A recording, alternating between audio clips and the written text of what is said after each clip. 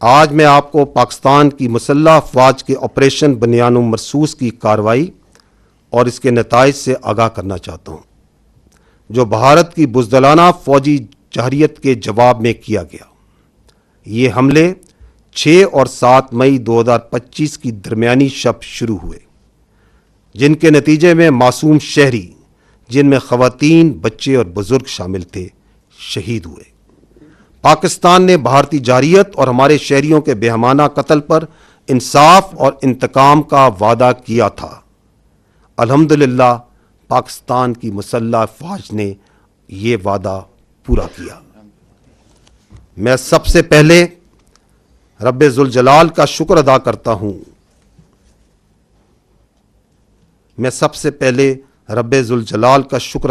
ہوں جس کی بے پایاں رحمت، نصرت اور مدد ہمارے ساتھ رہی۔ اللہ تعالیٰ نے مومنوں کو حکم دیا ہے کہ جب ان پر ظلم ہو تو وہ جواب دیں۔ ہم اللہ کے حضور سجدہ ریز ہوتے ہیں کہ اس نے ہمیں اپنی عزم کو فیصلہ کن عمل میں ڈھالنے کی توفیق عطا فرمائی۔ ہمارے دل اور دعائیں ان شہداء کے خاندانوں کے ساتھ ہیں جنہوں نے اپنی جانیں مادر وطن پر قربان کر دیں۔ ہم زخمیوں کی جلد صحت یابی کے لیے بھی دعا گو ہیں۔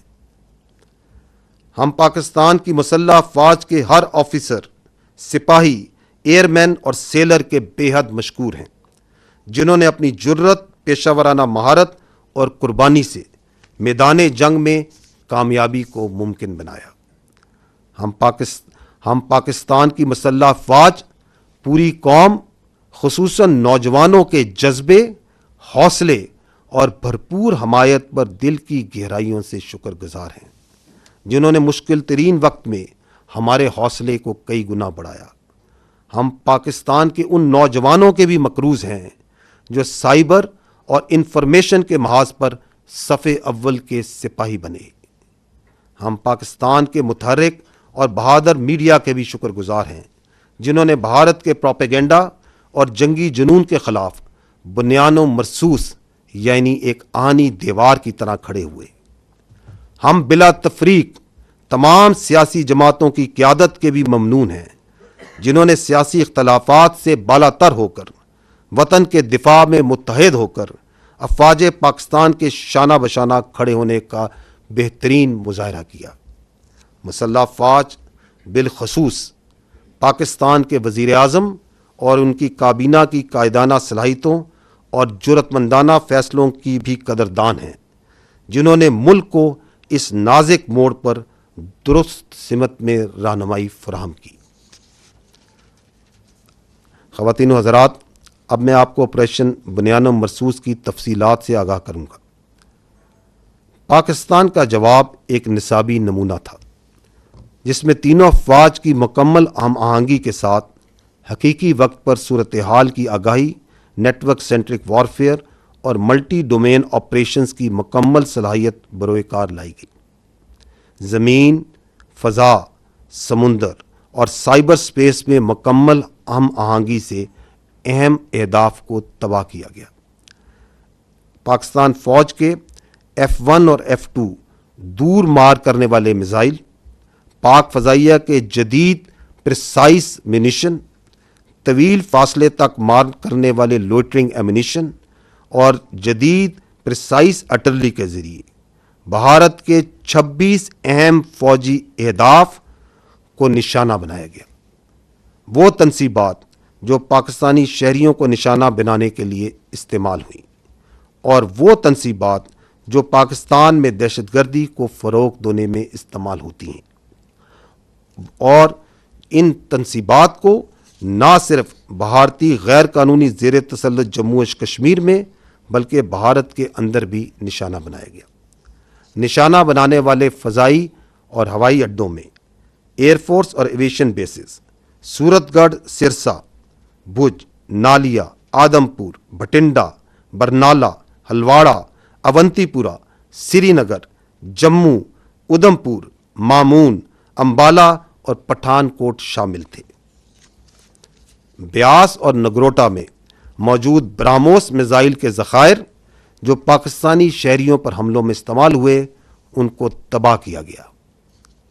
S-400 ایئر ڈیفنس سسٹم کو پاک فضائیہ نے بوجھ اور آدم پور میں نشانہ بنایا۔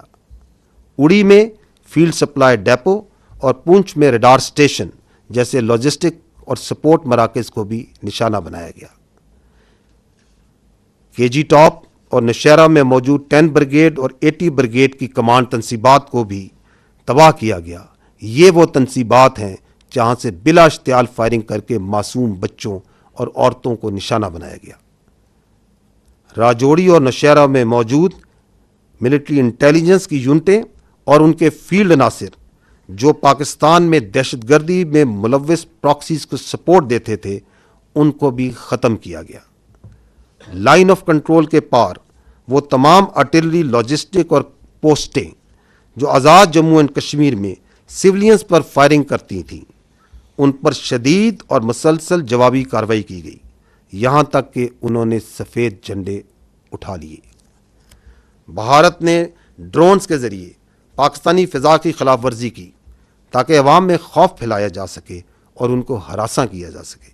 اس کے رد عمل میں آپریشن بنیان و مرصوص کے دوران پاکستان کی مسلح ڈرونز بھارت کے بڑے شہروں انکلوڈنگ دارالحکومت نیو دہلی اور اللیگلی آکوپائڈ جموں اینڈ کشمیر سے لے کر گجرات تک مسلسل پرواز کرتے رہے، تاکہ پاکستان کی صلاحیت کا نہ صرف اظہار کیا جا سکے اور بلکہ یہ بتایا جا سکے کہ اس ڈرونز کے ڈومین کا موجودہ وارفیئر میں کوئی فائدہ نہیں۔ پاکستانی افواج نے بھرپور سائبر حملے بھی کیے، جن کے نتیجے میں ان بھارتی اہم مواصلاتی اور انفراسٹرکچر نظام کو مفلوج کیا گیا جو کہ بھارتی افواج کے استعمال کر رہی تھی۔ یہ یاد رہے کہ پاکستانی افواج کے پاس ایسی کئی جدید جنگی صلاحیتیں موجود ہیں جن کا کچھ کا استعمال اس تنازع میں محدود سطح پر کیا گیا، اور کئی صلاحیتیں آئندہ کے لیے محفوظ رکھی گئی ہیں۔ ان سب اقدامات کے باوجود میں واضح کرنا چاہتا ہوں کہ بھارت کی مسلسل اشتعال انگیزی کے مقابلے میں پاکستان کا رد عمل نہایت درست، متوازن اور محدود نوعیت کا رہا۔ ہر ہدف جو ہمارے معصوم شہریوں کے قتل یا پاکستان میں دہشت گردی میں براہ راست ملوث تھا، ان کو احتیاط سے نہ صرف منتخب کیا گیا بلکہ انشور کیا گیا کہ عام شہری متاثر نہ ہوں۔ ہم یہ بھی واضح کرنا چاہتے ہیں کہ جب مشرقی سرحد پر افواج پاکستان دفاع میں مصروف تھیں تو خیبر پختونخوا اور بلوچستان میں بھارتی سرپرستی میں دہشت گردی میں غیر معمولی اضافہ ہوا، جو اس بات کا دوبارہ ایک ناقابل تردید ثبوت ہے کہ بھارت پاکستان میں دہشت گردی کو اپنی پراکسیز کے ذریعے فروغ دے رہا ہے۔ تاہم افواج پاکستان نے مغربی محاذ پر بھی انسداد دہشت گردی آپریشنز کو بغیر کسی وقفے کے کامیابی سے جاری رکھا۔ خواتین و حضرات، آپریشن بنیان و مرصوص ایک ایسی شاندار مثال ہے جہاں قوم کی تمام طاقتیں متحد ہوئیں اور متحد ہو کر مادر وطن کے تحفظ کے لیے کھڑی ہو گئیں۔ کسی کو بھی کوئی شک نہیں ہونا چاہیے کہ جب کبھی ہماری خود مختاری یا سرحدوں کی خلاف ورزی کی گئی، ہمارا رد عمل جامع، جوابی اور فیصلہ کن ہوگا۔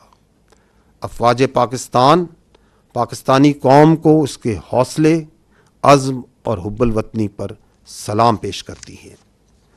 اور آخر میں سورہ انفال کی ان آیات پر ختم کرنا چاہوں گا، وَيَمْكُرُونَ وَيَمْكُرُ اللَّهُ وَاللَّهُ خَيْرُ الْمَاكِرِينَ۔